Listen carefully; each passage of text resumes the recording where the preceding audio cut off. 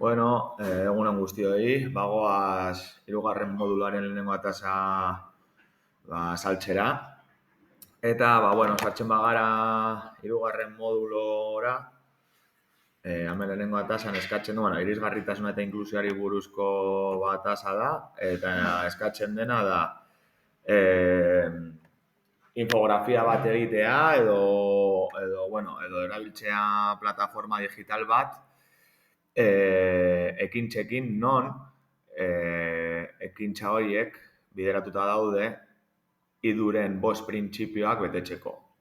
Idu da ikasketaren diseinu unibertsala eta doaz ikasleen printzipio didaktikoak eta inklusiora bideratuta. Zer egin behar dugu lehenbizi? Joaten gara baliabidetara eta hemen idu sintesi taula honetan aukeratu behar ditugu 5 printzipio. Hemen eskuman agertzen den zutabe honetan, 5 printzipio. Bai?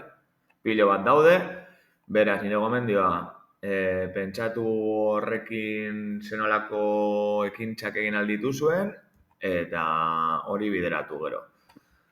Ni aukeratu dut zenolako printzipioak egingo nituzke, hauek izango zirela,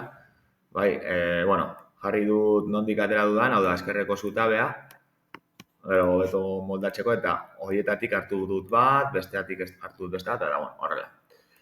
Orduan, gero, ni printzipio hauek ekintzen bidez bideratzeko, geniali erabili dut, baina erabili dezakezue nahi duzuen plataforma, PowerPoint, YouTube, WordWall, Kahoot, Canva, nahi duzuen moduan bideratu dezakezue. Baina, zuen ekintzetan agertu behar dira 5 printzipio hauek, oso garrantzitsua. Orduan, ni adibidez, lehenengo printzipio, iduko printzipioa. Testu hauts deskribapenak, irudietara, grafikotara, bideotara, ekartzea. Hemen jarri diet nire Euskal Herri buruzko ikasegoera bat egin dut, orduan jarri diet hemen informazio bat testu baten bidez, eta hemen badute ere bideoa. Gero, bigarren printzipioa, elementuen arteko erlazioak nabarmendu edo azaltzea, adibidez, kontzeptu mapak. Orduan, ni Google bidez eskatuko diet mapa kontzeptual bat egitea Zumaiari buruz, aurrean izan duten informazioari buruz. Horretako, hartu behar dira, erregistratu behar dira, eta listo. Urrengo printzipioa izango zen, feedback mota ezberdinak ematea. Orduan, ni feedbacka bi jolasen bidez, bi jolas moten ezberdinen bidez, egingo nituzke. Bata izango zen Kahoota, guztiok ezagutzen dugula, eta bestea, Educaplain. Mapak, Euskal Herriko mapak eta Euskal Herriko kultura, hobeto ezagutzeko. Laugarren printzipioa zen izango zen, ikaskuntzak orokortzeko egoerak ematea, ideia nagusiak eta haien arteko loturak berrikusteko egoerak eskaintzea. Eta ni horretarako egingo dudana izango da formulario bat, orokortze fase hori, froge baten bidez bideratzeko.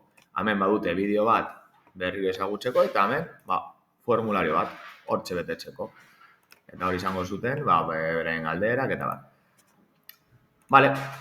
Eta azkenengo printzipioa izango zen, lankidetza taldea sortzea, helburu, rol eta erantzukizun argiekin, nire kasuan adibidez nola Euskal Herria lantzelari garen, Zuberoako maskaradak landuko dituzte, eta maskarada horietan badaude pertsonai ezberdinak, zuzendari bat egon beharko da, musikako arduraduna, orduan bakoitzak rol bat hartuko du, eta talde lan bat sortuko dute, helburu eta rol ezberdinekin.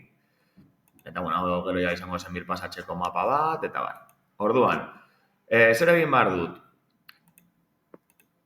Gure plataforma eginen ondoren,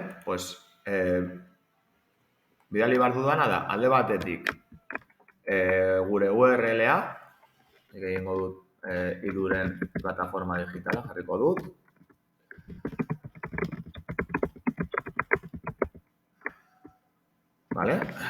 Ekatuko dut, nire linka. Eta Eta gero jarri behar ditugu, erabili ditugun, 5 printzipioak. Ni nire kasuan hauek izan direnez.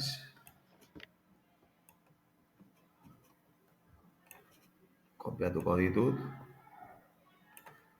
Eta itxatxiko ditut. Entregatu beharreko atasan. Hemen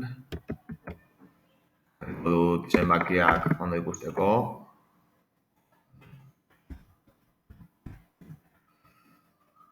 Listo, hau izango zen entregatu beharreko guztia. Venga, beste bat arte.